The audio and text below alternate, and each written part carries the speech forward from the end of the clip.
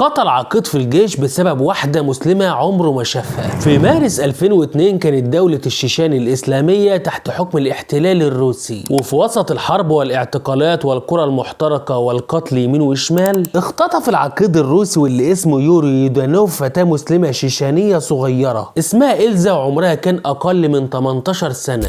خدها للمعسكر بحجة إنها قناصة ويمارس معاها جميع أنواع التعذيب، وفي الاخر خنقها بايده حتى فارقت الحياة. واثناء التحقيق معاه خرجت لجنة طبية قالت ان إلزا اتعرضت لاعتداء انسي، وبرغم كل ده تم تبرئة العقيد يودانوف، بس مع ضغط الغضب الشعبي تم الحكم عليه بالسجن لمدة 10 سنوات، وخرج في 2009. بس الشعب الشيشاني ما قدرش ينسى الجريمة دي. دماء إلزا كانت بتصرخ في ضمير كل مسلم غيور، واللي منهم الشاب يوسف يامير خانوف. عمره ما شاف إلزا ولا يعرف أي شيء عنها ولا حتى من قريتها، بس قرر كده في نفسه إن الشرف لا يغسل إلا بالدم. وبالفعل في 2011 والعقيد الروسي ماشي في شوارع موسكو، يوسف أطلق النار عليه وقتله في نصف الشارع. وبعد ما تم اعتقال يوسف وفي المحكمة الروسية، القاضي قال له يعني إلزا لا أختك ولا قريبتك، فليه قتلت الراجل؟ فيوسف قال له يكفي إنها مسلمة.